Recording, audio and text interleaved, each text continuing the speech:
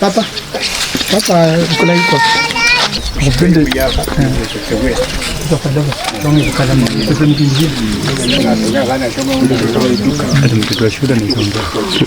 Majina ni Deep Talk Telewa. Kwa majina naitwa Boniface, Pastor Boniface Okwako Makoha, mkaaji ya Bukalamabi.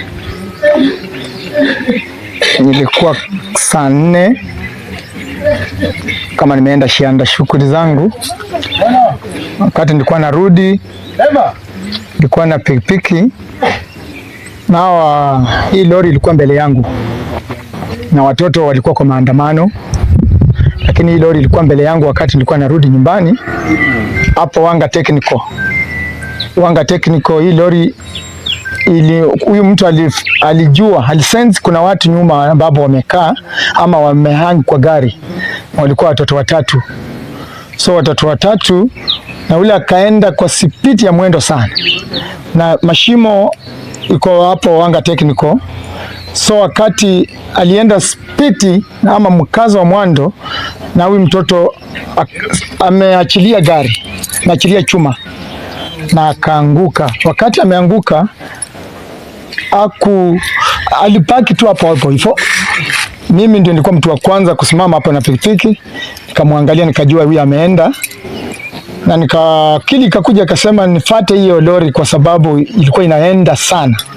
Nikafuata hiyo lori kwa ukazi sana mpaka nikaipata. Ilikuwa mbele yangu, tukaandika namba. Nilikuwa nimepepa watoto wawili wa shule, nilikuwa naenda, so tukaandika namba na plate. Na hii lori ni hapa Shianda, si mbali, na mtu ambaye tunamjua. Akata aliingilia hapa Shibinga, akaingia kwa Tom Catholic Church, kaingilia hapo akaenda. Mimi nilikuwa nimeshamaliza kazi yangu kuandika number plate na nikarudi. Wakati nimerudi ndio nikaenda Shandrema kuripoti kwa principal. Ndio polisi wamekuja kwa Shandrema.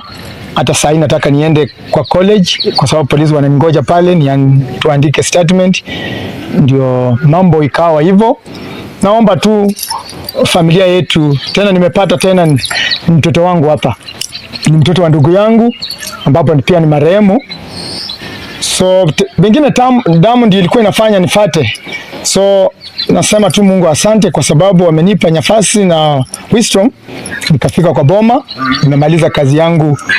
Niwacha serikali itusaidie kama boma letu la familia wa Buko ili ama Ifire tusaidie tupate haki yetu, kwa sababu ule amejua tu kitu ambacho anafanya. Amejua watu wako nyuma, anaua tu kwa nguvu, kwa sababu kama angekuwa mtu mzuri hata angesimama akafukuza watoto, lakini amejua tu wako nyuma na akataka kuua kwa makusudi. Hiyo tu ndio naweza kueleza kwa sai. labda wanafunzi walikuwa wanafanya nini kwa barabara, na wito wenu kama wakazi wa Mumias East kuhusiana na labda kitu ambacho wanafunzi walikuwa wako kwa haki yao, kwa sababu ya principal wao alikuwa ameandikiwa barua atoke Shandrema, na Shandrema huyo principal hajamaliza hata mwaka, so watoto wakaona wako wanafuatilia haki yao, principal wao warudi. Kweli walikuwa wanarudi na principal wao. Sasa hatujui ilikuwa furaha ama ilikuwa nini, lakini principal amerudi shuleni. Hata saa hii tunamwaja kwa ofisi saa hii.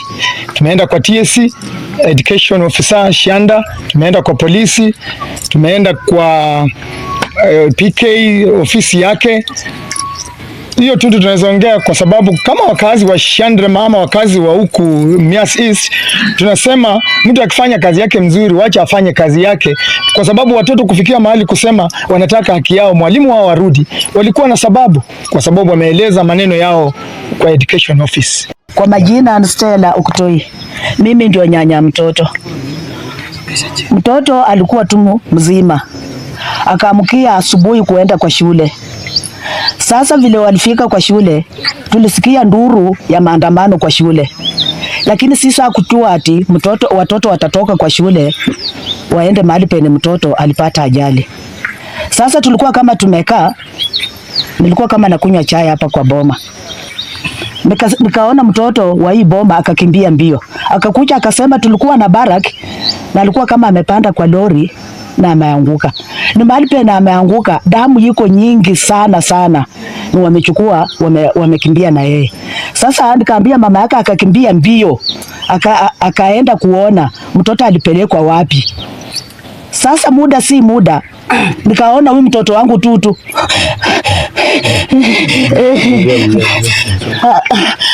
akasema mama, Baraka ameshaenda. Wapi? Ati Baraka amekufa nini? Nikaanza nduru mpaka saa hii sijui tutaanzia wapi. Baba yake ameshaaga, amebaki na mama na mimi na boma.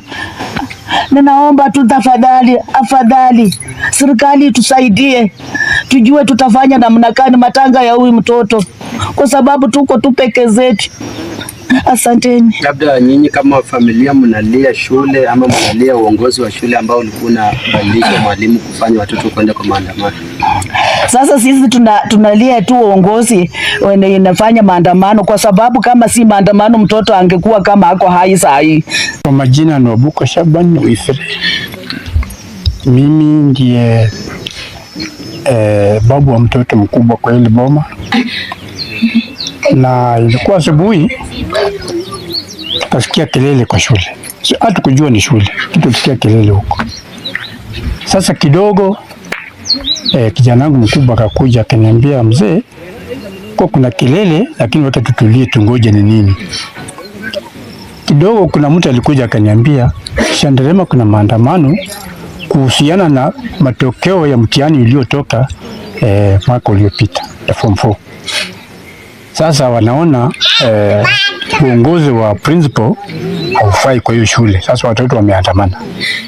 Hatukujua hiyo maandamano itaenda mpaka mahali tutalipatia ajali huko Shanda. Sasa ndio tulikuwa bado nakaa, hata tukasikia kelele, watoto narudi kutoka Shanda.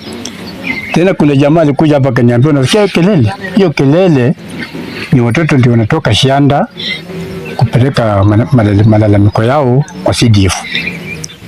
Sasa ndio bado tunaongea kidogo tu, nikasikia ati huyo mtoto alikuwa kwa lori na akaanguka, na mahali penye alianguka damu ilitoka nyingi sana na wamempeleka hospitalini.